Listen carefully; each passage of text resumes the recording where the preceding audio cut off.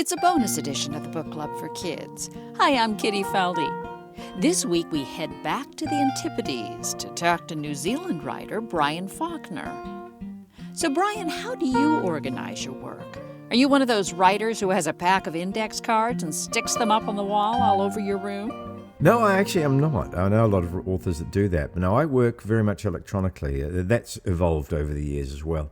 But nowadays, everything's electronic. So all those note cards and notes and character ideas that other people might have pinned to the wall, I've got them, but they're all on computer. So I have a couple of screens set up, and one screen might have all the characters and the character information, and the other screen's where I'm doing the writing. So the same idea, but this is the modern world, so I've gone electronic. Tell us about the Write Like an Author program in New Zealand.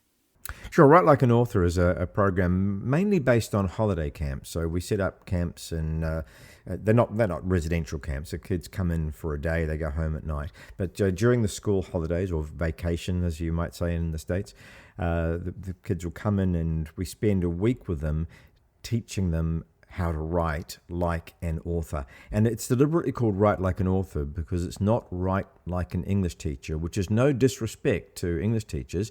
The things they teach are fantastic and important. But what we're trying to do with the program is to teach kids the way that authors write their books and the differences and the techniques that all published authors use. So I'm not the only one that does it. There's a number of different authors around Australia and New Zealand. I have run the camp in America as well. And all the things that I might use when I'm writing a book, I want to pass on that knowledge to kids. And the rationale, the reason behind it is that somewhere out there is the next generation of young writers, the next generation of published authors.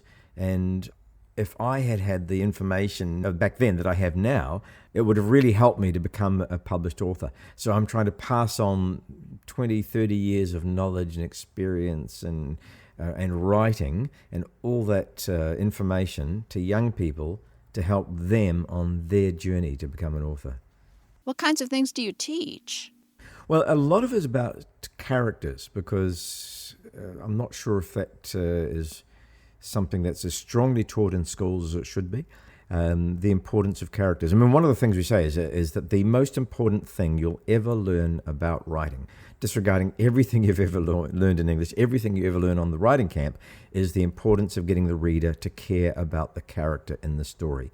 If the reader doesn't care about the character in the story, then they don't care what happens to the character in the story, and they're probably not even going to read the story. So all the other wonderful things you've learned and the other wonderful writing you can do is going to be ignored because they're not going to read it.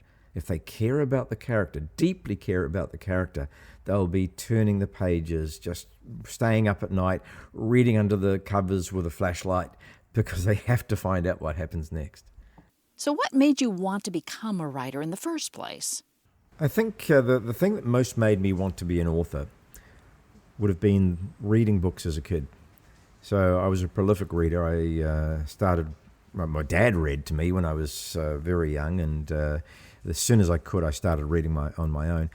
When I was a kid, my dad used to take us to the local public library, and we would take back the books from the week before and then get out some new books for the coming week. And this was such a natural part of our lives that I didn't actually realize at the time that not every family did this. I thought that's what families do. Friday night, you go to the library, you get out some books, you take back your old books. So I had a love of reading from a very early age, which I do thank my father for. And that love of reading naturally led to wanting to be a writer, I think. The kids who love sport and are always out there kicking a ball around, and they want to end up being football players or soccer players or whatever the sport is. For me, if you read, it's a natural progression to want to write. We do a bi-weekly newsletter where we offer free reading tips to parents or teachers who have kids who would, really just rather not pick up a book. Do you have a reading suggestion you can share with us? I have a friend about my own age, and he read to his son from the age of, I'm going to say 2 or 3, and he was still reading to his son at the age of 16 or 17. Now, sounds like the son isn't capable of reading. The son's very capable of reading, very intelligent, very good reader. But it was a father-son activity that they both happened to enjoy. the dad, his name's Graham, he really enjoyed reading out loud, and the son, because it had been going on so long, really enjoyed listening to it. So in addition to that, the son, of course, read books on his own. But I think if it's a reluctant reader, then reading to them, because they're still getting the experience of the book.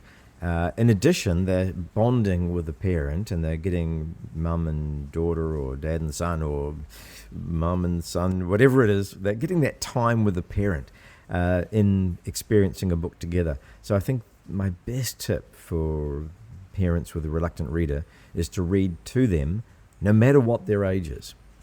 So what's the difference between those who write for adults and those who write for children?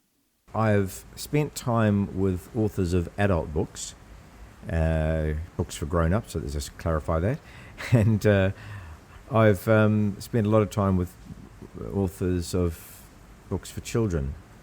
And if there's ever a festival on and there's a group of authors hanging around, this is a great tip for anyone who's a new writer. Go and hang out with the kidlit authors, because they're the most fun people. They're the ones who are having a good time, enjoying themselves. There's generally nothing pretentious about children's authors. They are generally, and I think almost without exception, incredibly supportive of each other. If one of us succeeds, we all feel that we have succeeded. We want our friends in the industry to succeed.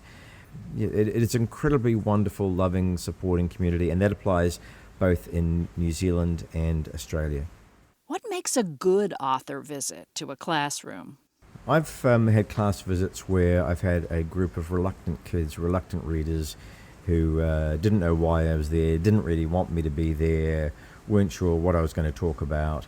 And I find that a bit of a challenge. And I, by the end of an hour with these kids, I'd love to have them excited and wanting to read a book. And that's a great class visit, because you've taken kids who perhaps weren't keen on reading, and maybe not all of them, but if a few of them might then go and read a book, if by experiencing an author talking about reading and writing in their own books, it inspires them to go and read something, that's a fantastic visit. And the other side, of course, which is, because that's very hard work as well for the author, the other side of it is where you go along to a school and there's a bunch of really excited kids who've read all your books and just can't wait to put their hand up and ask you questions. And that it's like it energizes you. It's like recharges your battery when you get days like that, because these kids are just awesome. So either one of those or anything in between, I find that generally class visits are great fun. The one thing that makes a bad class visit, this is the opposite question to what you've asked, is where the teachers aren't involved.